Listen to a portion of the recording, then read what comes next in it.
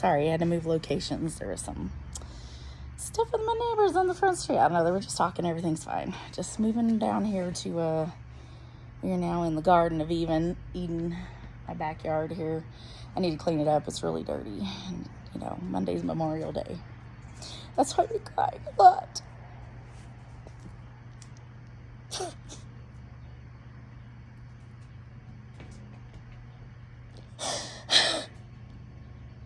I'm sorry. I have to cry about it.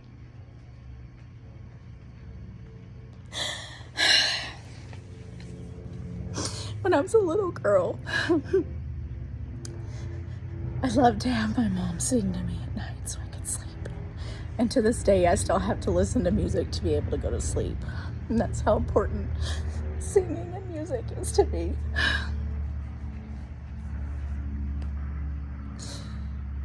And she would sing me this really sad lullaby. And I can only remember a little bit of it. And even though it was so sad, I would beg her to sing me that at night, and it would help me sleep.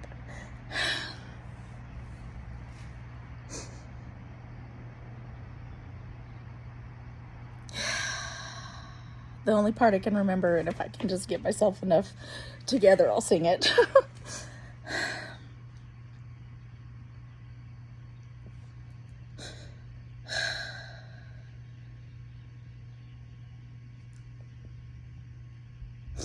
Calling on the Elohim. I'll be right with you.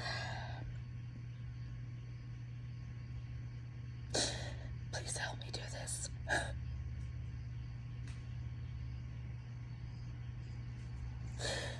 I will speak your words and I will speak your truth, but I need your help to get through this.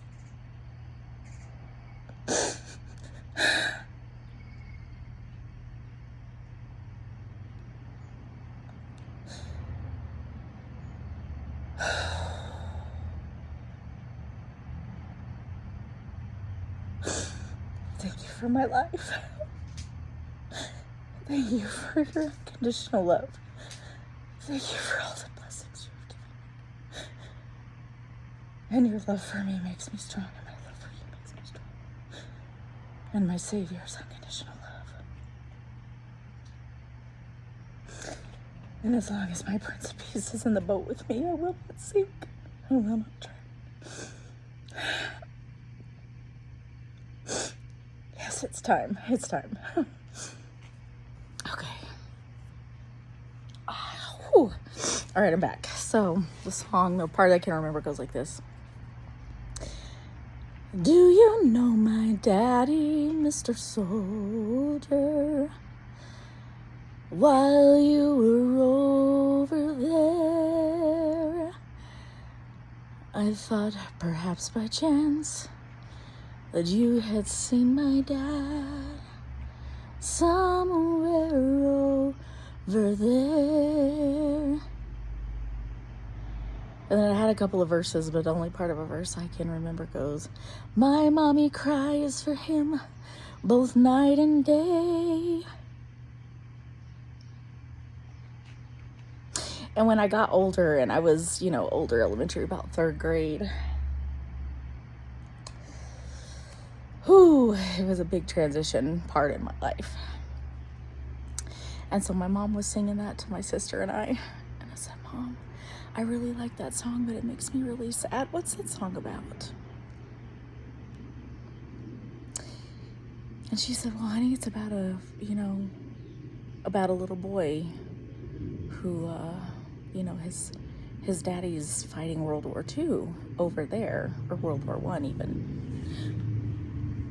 And what the little boy doesn't understand is that his daddy has died. And it's a song about that little boy seeing another soldier and saying, hey, do you know my dad? I thought, maybe, do you know my dad? I don't know what happened. And my mom's crying, and I'm sad.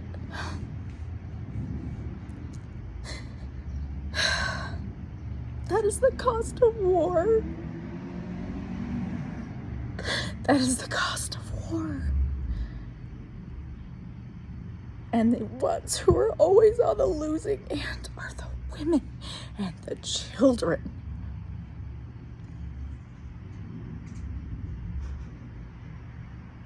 That is the cost of war. It only takes and takes and takes, and it will never give back. Oh, it'll give back. It won't give you good things back. I have a 22-year-old son. The baby that came to me after I had lost my first baby. My firstborn daughter was stillborn at 34 weeks, and I had to deliver her. I had to give birth to a dead baby.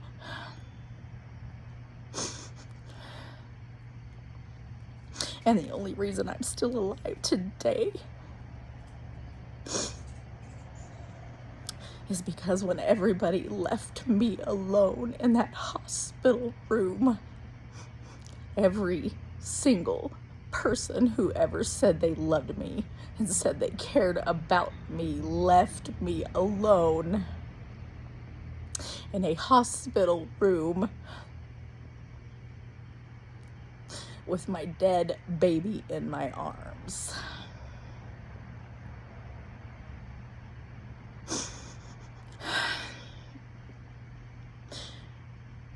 That is the first time I had to fight for my life. Because as I held my dead baby in my arms, I looked above me and I saw in that hospital room a laughing evil entity mocking me.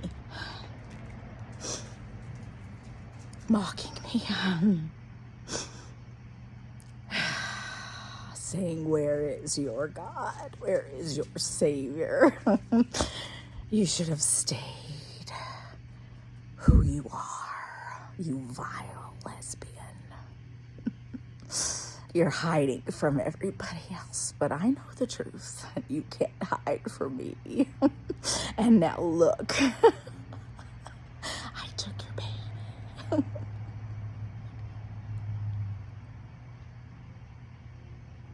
And I had already cried so much I couldn't cry anymore. And I held that little dead body tightly in my arms. And I just kept looking in her little face and going, "I'm so sorry," rocking her back and forth. And then when I couldn't cry any longer, that's when I heard the voice of my Savior. And that unconditional love that's in my soul spoke to me and said, "Peace, be still. I have you in my arms."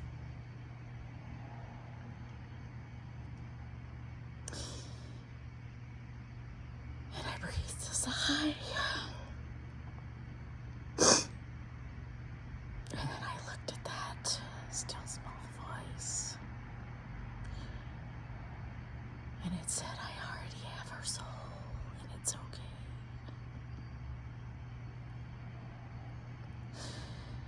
Everything's okay. And lean on me."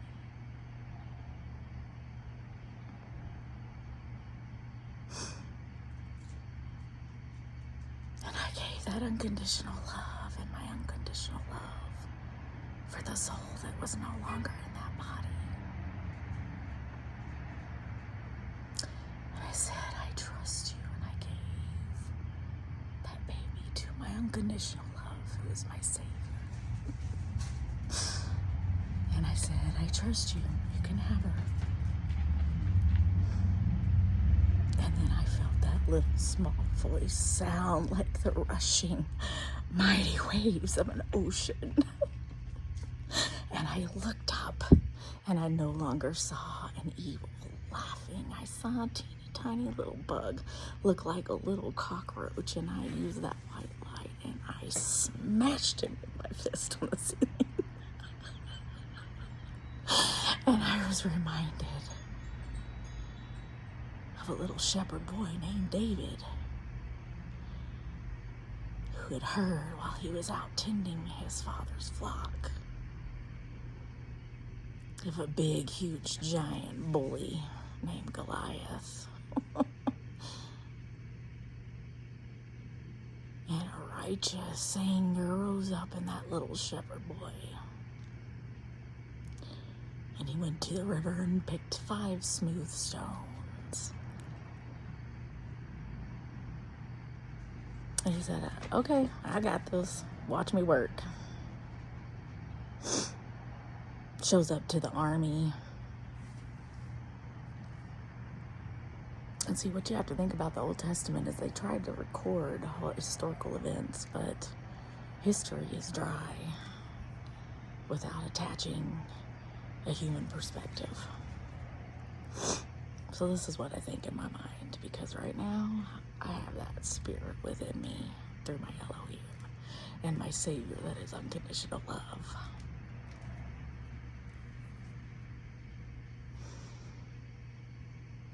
I imagine David arriving at camp, and first of all the grown men there are defeated, because with any war, I'm sure he walked through the tent of the wounded. Some of the ones who had already died had to have been friends that he knew and grew up with in his town.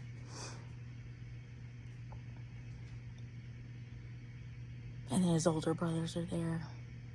Oh, what was me? They got a giant. We're defeated. Ooh. And then it turns to David. Why are you not home tending the sheep? Why are you even here? You're too young. We're the older brother. You need to get back in your place, boy.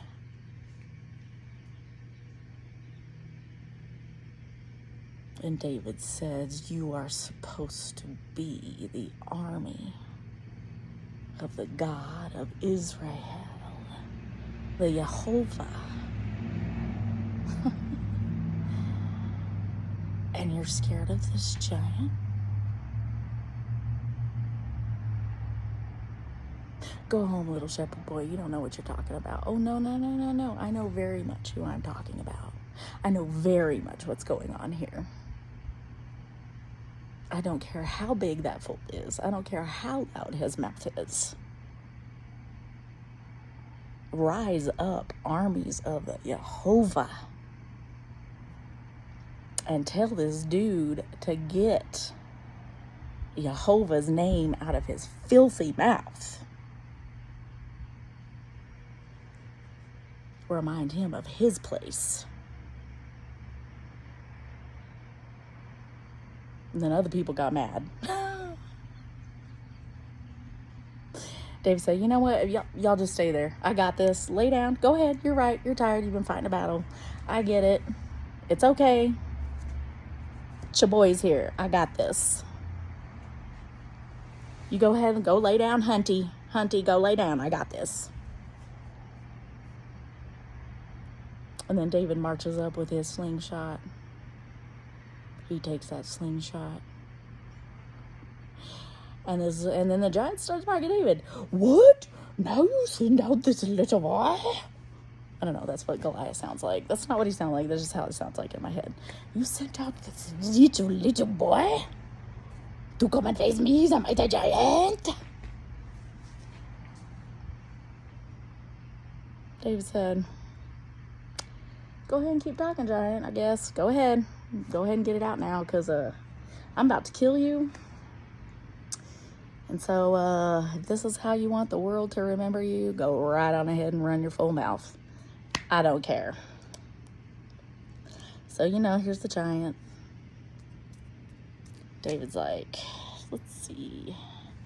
Which one of these stones is my favorite? Okay, Pikachu, I choose you. Oh, no rights to that.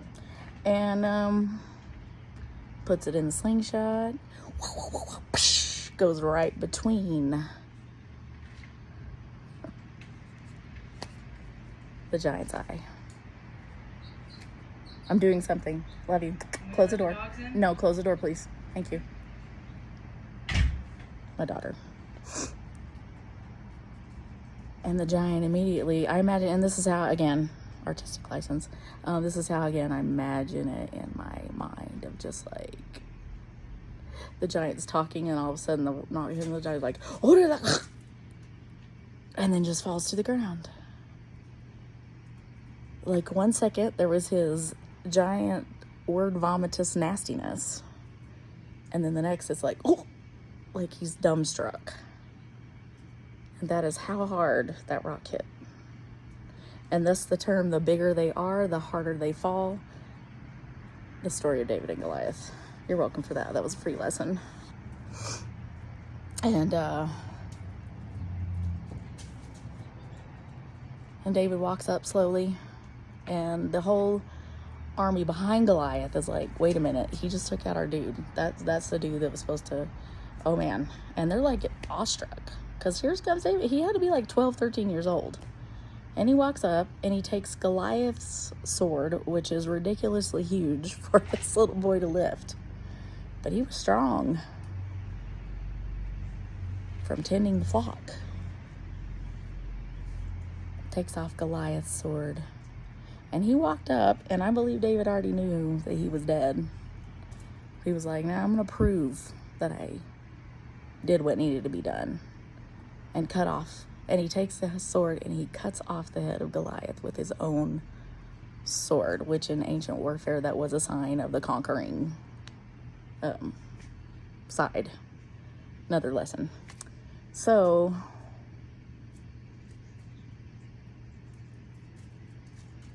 and some scholars believe he had the 4 other stones. I heard this from my dad. 4 of the scholars believe that Goliath might have had 4 other brothers. So that's 5.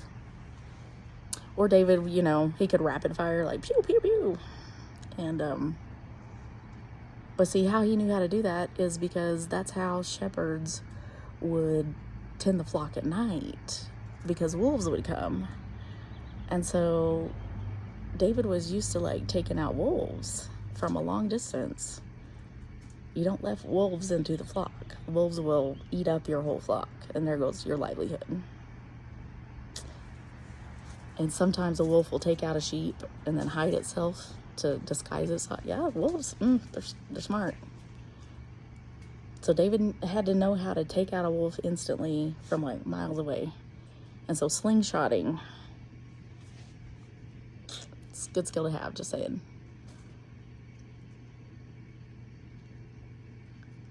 And then we all know the story of that shepherd boy. He went on to become king. Wasn't perfect. It was very flawed. Still became king nonetheless. As we are all very flawed. All of us. There's not a one of us perfect. We need to stop the myth of perfection. It is hurting us. It has hurt us in so many ways. I will not give my son to a war. I do not want war. We need to evolve and learn that, especially now that there are nuclear weapons, if there is a war, it will affect every single one of us, and that is the only reason it has not happened yet. I was a young child during the Cold War, the end of it. I remember being in 8th grade when the Berlin Wall fell, and we all had to relearn countries and we didn't look at that as a bad thing. We looked at it as a great thing. That's why they kept the peace. That's why we have to keep peace. We have no other option than to find somehow to be at peace. Now, here's where it gets tricky. People who are filled with the spirit of the Antichrist, they will come to you as a wolf in sheep's clothing. They will try to disguise themselves as part of the flock. And its sole purpose is to separate you from the flock. Because if wolves can get one sheep to leave the flock, just one, all the other pack of wolves are waiting around the corner. And all that wolf has to do is get that sheep over the hill, and all the other wolf pack is in position to take you out. If it's a lone wolf, it'll just take you out immediately. Either way, the sheep's not coming back from that.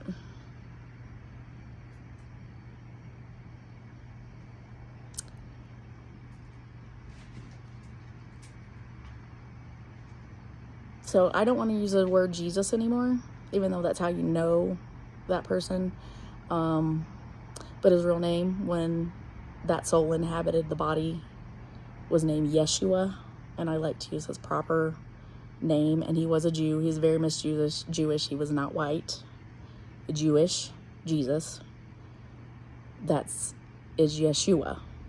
Yeshua, translated from Latin, was Jesus, and the Catholic Church named it to Jesus and added the Christ. So I feel like that is a bastardized name for him, and I am not going to use that term. So when Yeshua was on this earth, Yeshua taught a parable separating the sheep from the goats. Sheep, of course, are all metaphors for the followers of Jehovah. Yeshua is the great shepherd. David, the shepherd boy. So it was very much in their culture for them to understand the metaphor of shepherds and sheep. And so Yeshua, and now goats were used for sacrifice. But the chosen lamb was like the highest sacrifice. So there was different, and you have to understand the whole sacrifice thing. But I digress. So Yeshua taught that in this parable, the sheep are on the right-hand side and the goats are on the left-hand side. And they're standing before the great judge, the Yehovah. And the Yehovah looks to the right and says, "Enter in with me, my good and faithful servants. You took care of the poor. You clothed the naked. You fed the hungry. You visited those in prison. And what you did for the least of these, you did for me. Enter in, my good and faithful servants." And then without Yehovah even looking to the left starts and he looks to the goats, and the goats are like, but we did miracles in your name. We healed the sick. We gave to charity. We made all this money. We did it. And in my mind, it sounds like complaining children. And that's the occupational hazard of 20 years of being a public school teacher. That is what it sounds like. Because that's what happened every time I had to get an unruly classroom ready. The kids who were doing exactly what they're supposed to do, I would just be like, I really appreciate you today. You're awesome. And then immediately, one of the worst kids in the class pipes up without even permission to talk. What about me? No, you don't get to do that. You don't get to make the choices you make, to willfully ignore what is most important to Yeshua, as he taught on this earth when he was here. And then complain in the end when you get called out for your bad behavior. And then try to take part in the inheritance and the blessing of the people who have been there doing what they needed to do all the time. No. Telling you no.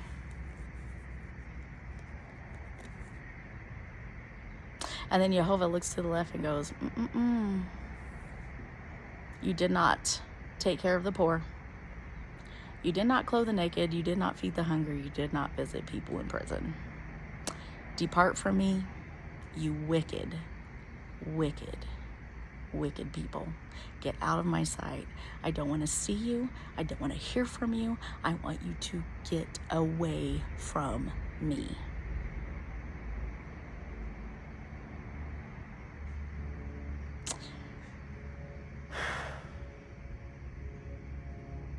I remember the fall of Jimmy Swaggart. I remember the fall of Jim Baker. I remember the fall, and now I've seen the fall of Jerry Falwell Jr. And I say, enjoy it.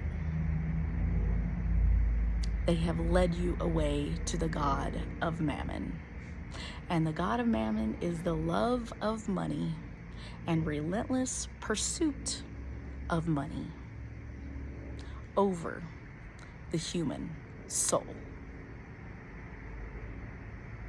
So here's where we are today in our current situation. We're facing default as a country. And all of the Republicans in the House of Representatives can't even show up for their jobs. So I consider that as a tax-paying, real American who is deeply religious, who served her country as a public school teacher for 20 years and has literally hardly anything to show for it. I mean, I'm glad I was able to own a house that has repairs done that I need to get done yesterday. Do I have money to do that? I don't. Working for a corporation with no union? I'm going to get laid off. I have no recourse. No recourse. And you expect me to be okay with? Oh, I know the CEO of my corporation is getting a big fat check payout right now. Enjoy it while it lasts. It's not going to last forever. 1987 is when Jimmy Swaggart and Jim Baker got caught in a whole lot of crapola. Because you led the flock away. They were wolves in sheep's clothing. And Jerry Falwell Sr., 1980 election, you had your Christian president. You had Jimmy Carter, who is a self-proclaimed, born-again Baptist Christian. Not only in name, but action as well. You had your Christian president. And what did you do to him? Yeshua walked this earth teaching you truths of peace and love and things that would make you happy and satisfied. Oh yeah, what happened to him when he was here? So are we going to keep doing this pattern? Listening to these wolves in sheep's clothing?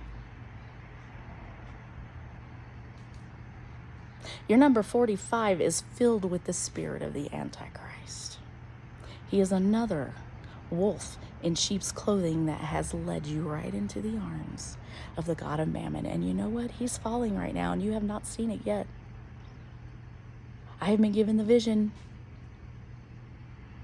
that he is another King Nebuchadnezzar. Study your history, friends. The writing on the wall, Prophet Daniel, the King Nebuchadnezzar, the fall of Babylon. Nebuchadnezzar went insane after the fall of Babylon. Read it. It's there in your Bible that you claim to follow. It's also in other documented history. So you know what, folks? The writing has been on the wall. We have been ignoring it. You've been ignoring it. Not all of us. You've been ignoring it. You're about to get your King Nebuchadnezzar. Hope you like it. You don't get to be mad about it. You willingly chose to follow him and turn a blind eye, even though thousands of people keep saying he's a con man, he's a rapist, he's this, he's that. He was your golden calf. Somebody literally made a golden statue of him at one of your Republican conventions, and you were worshiping him by taking pictures. What happened the last time we hear a story of somebody worshiping a golden calf? Oh yeah, Moses, 10 Commandments. Read it. It's there. I hope you've enjoyed worshiping your golden calf, because now's going to come the fallout and the consequences of breaking the first commandment, which is thou shalt not have any other God before me, Yehovah. And you've been using his bastardized name and his son's bastardized name for years and years, centuries and centuries on this earth to kill people, to take their resources, and you justify it. You have learned nothing. You have been given everything in the truth and the way, and the not just with Yeshua and all the other major religions talk about peace. Doesn't matter what religion you are. Doesn't matter where you come from. If you're not going to listen to any of it and you're going to use it for monetary gain at the expense of other human souls,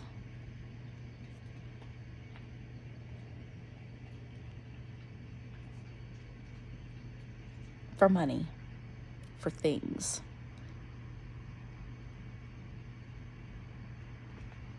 The God of Mammon will never give you anything of worth.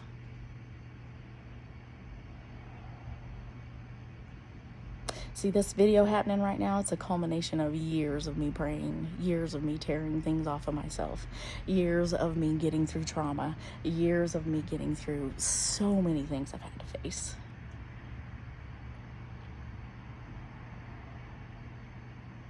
And that's the life of a prophet. We show up, we tell you truths, we warn you, you don't listen. Nobody listened to Daniel. The only prophet I remember people actually listening to was Jonah in the city of Nineveh, and Jonah was a big fat jerk about it. And prophets aren't like, this is what's going to happen, so you can sit back and go, well, the prophet said it's going to happen this way, so we should just sit back and watch it happen, I guess. No, the prophet is begging and pleading you to make different choices. If you don't make different choices, this is what's going to happen. Please make different choices so all of this bad stuff does not happen. Please. So I'm begging you, please. Stop blaming other people for choices you've allowed to make yourself. And I know that's a hard one, and I struggled with that. Like I said, this has been years and years of culmination to get me to this point right here in my life.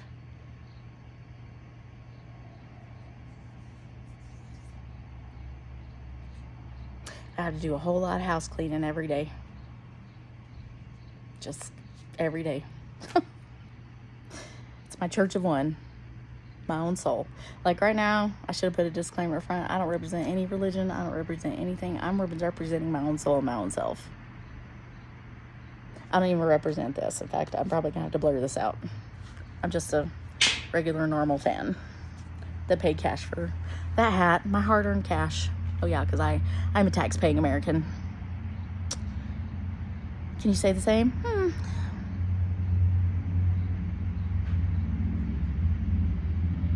We have to start listening to the voice of reason. We have to start listening to scientists. We have to start listening to experts. We have to start listening to people who have dedicated their entire lives and educations and hold advanced degrees in things. Yeah, they know what they're talking about. They know what they're talking about.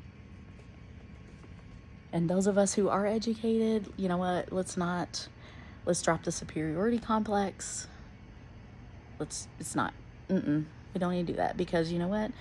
I do have a master's degree in education, but because of that, I'm a lifelong learner. I always learn new things. I always learn new skills. I don't say there, well, I have a master's degree and I've learned it. No, that's what actually makes me a good carrier of this degree, because I'm always looking to better things. It's in curriculum and instruction, which means I can take like education or curriculum, I can tear it apart, scratch away all the fluff, find what's good, put it into practice.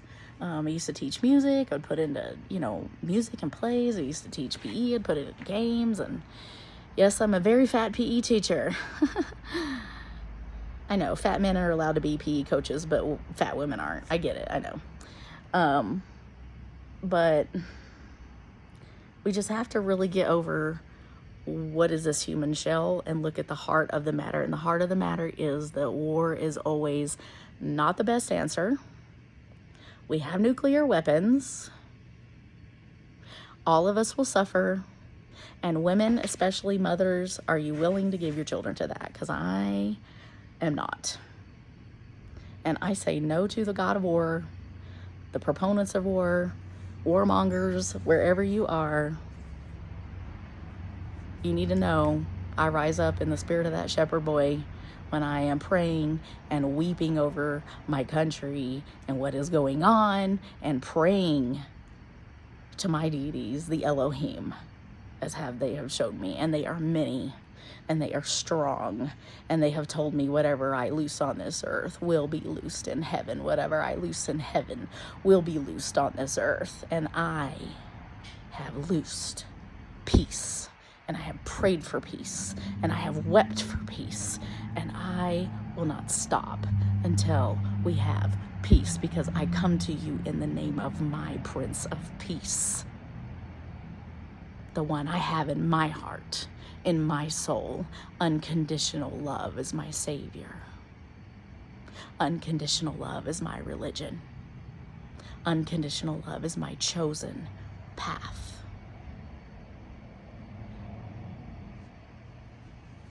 And I don't even care that I live in a very humble home in one of the poorest states in this country.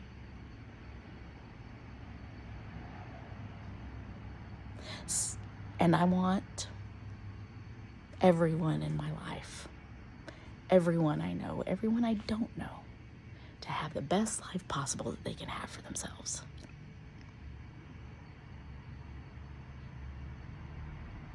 If we truly are one nation under God, then I want to know what God that is. Because right now it's looking like it's the God of Mammon. And I'm sorry, I can't bow my knee to you. Yeshua taught on this earth, no one can serve two masters. You either serve Jehovah or the false god of Mammon.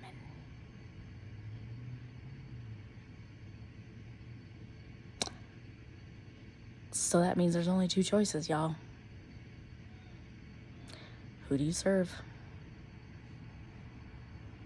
What gives you hope and peace in your soul?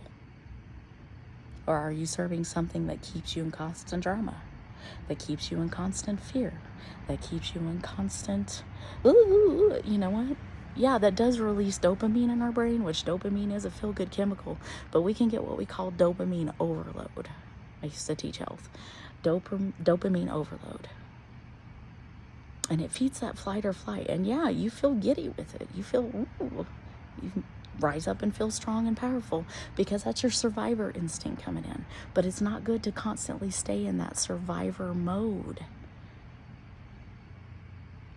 We are meant to rest. We are meant to be in peace. Peace is healthy for us. What good has war been for us? I won't argue. Sometimes it's being necessary. Going back to the lullaby. It's about World War II.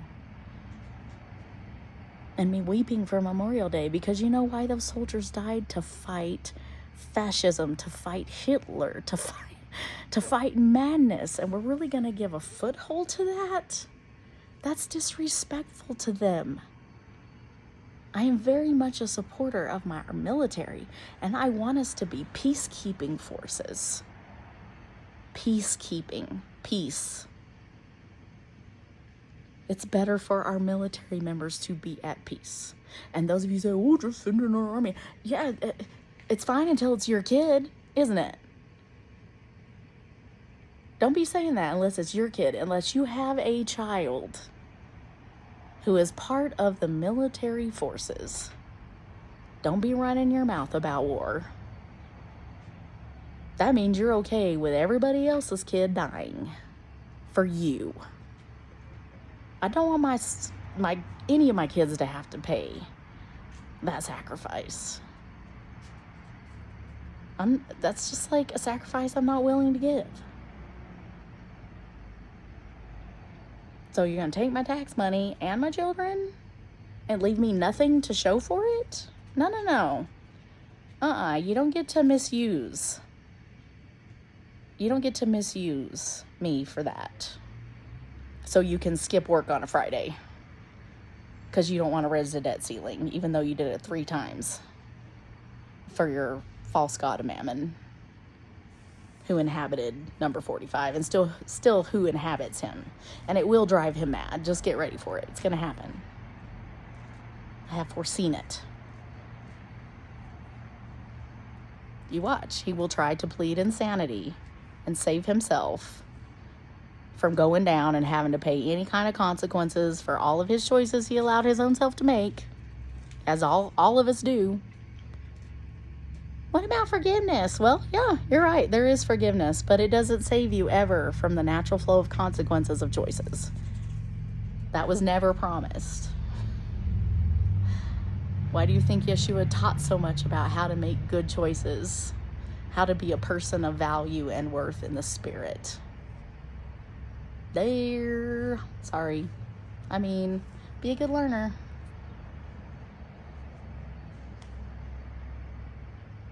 So, you know what? Those of you who don't agree with me, fine. Don't agree with me. I don't care. You don't even have to listen to me. Just shut me off from here. Because I just really want to talk to people who feel the same way as me, I guess. Only no, I want those of you who don't want to listen to me, I want you to hear me too. It's okay to admit when you're wrong. It's okay to admit when you made a mistake. We should all be safe to make as many mistakes. But here's the thing. You have to learn from the mistake. I would always tell my kids in school, mistakes help us learn. And I've had to not only teach this, but I've had to practice it with myself. Because I'm human. You're human. Hopefully. AI. But we're all human. We're all allowed to make mistakes. We're all allowed to feel what we need to feel. We're all allowed to express things that anger us. We're allowed to do that. But it also should, to me, what I do for myself, because I'm not going to tell anybody else how to live. I'm never going to tell anybody else what to do with their own soul. That was done to me my whole life, and it was very traumatic, and it's a lot of stuff I've had to work through, and I've worked through it. Still working. There's never an end. It's just ongoing, and I'm okay with that. But we're all allowed to be human, and so we need to get away from when somebody does make a mistake, if that person is willing to repent, that person is willing to make restitution, we allow them to do that. We allow them to make restitution. We allow people who have served time in prison, they have paid their debt to society. Otherwise, they would still be in prison. But they have paid their debt to society, and they should be a fully restored citizen, able to vote.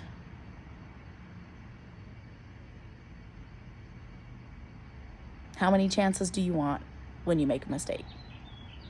That's how many chances you have to give other people. Now, caveat, if it's toxic, If it is ever toxic, and this is how you know. Somebody you address about, I'm sorry, I'll never do it again, and then they do it again. They're not really sorry. Oh, I made a mistake. If they keep giving you the same rhetoric and never changing their behavior, it's not a true apology. Somebody who is a true apology is like, I realize what I did. I realize your perspective. I realize how it affected you.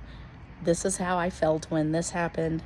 And the other person gets to say, well, this is how I felt when this happened. If you need a third-party mediator, get a third-party mediator. In fact, Matthew 17, read up on it, especially if you're in a church situation. So, we should all have a safe space to do that, though. However you want to be treated, that's how you treat any single soul person that comes in your path. I'm going to treat you like I would want you to treat me. That's why I walk around smiling. I walk around smiling. I never meet a stranger. Never meet a stranger, ever. And you know what? People just talk to me now. I don't even have to talk first. I'll look them in the eye. They see the light in me, and we start a conversation. And I just talk. And I would say, have a good day. Have a wonderful day. Because I really do want them to have a wonderful day. Because I want to have a wonderful day.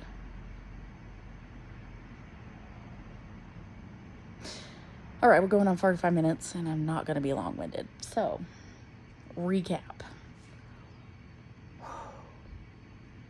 This Memorial Day, we need to remember those in the military. They were somebody's son, somebody's dad, somebody's brother, somebody's cousin, somebody's family, somebody's best friend.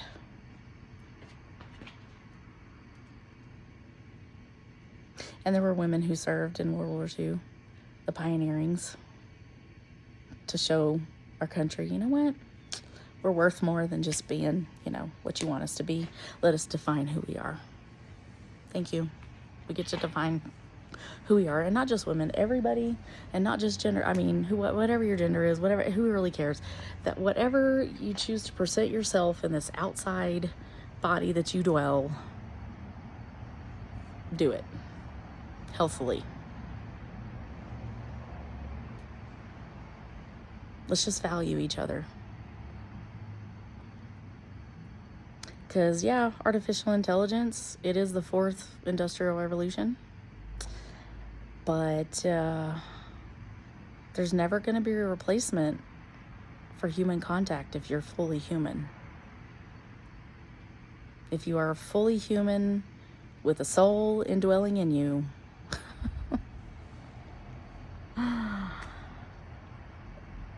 heart beating, blood, organic human,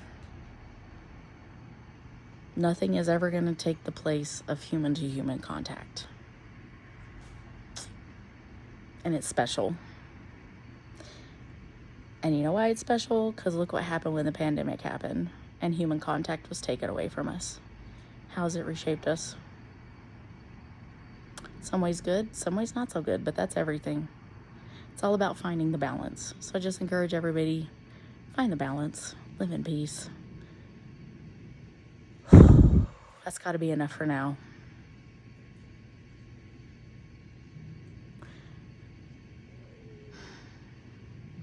Right now I'm going to sing a song I learned growing up. And I will be using the term Jesus for this because that's how I learned it. And it's music. And I give validation to all music. So if you don't want to hear that, go ahead and feel free. I'll see you guys next time. But for those of you who want to stay and you know what, sing with me. I have decided to follow Jesus. I have decided to follow Jesus. I have decided to follow Jesus. I won't turn back. I won't turn back. Though none go with me, still I will follow. Though none go with me, still I will follow. Though none go with me, still I will follow. I won't turn back. No, I won't turn back. All right, got to take my dogs to the dog park. Pearl is, there's my Pearly. She said, Mama, I want to go. She's very impatient. We're not on schedule. Remember, choose love, choose peace. Bye.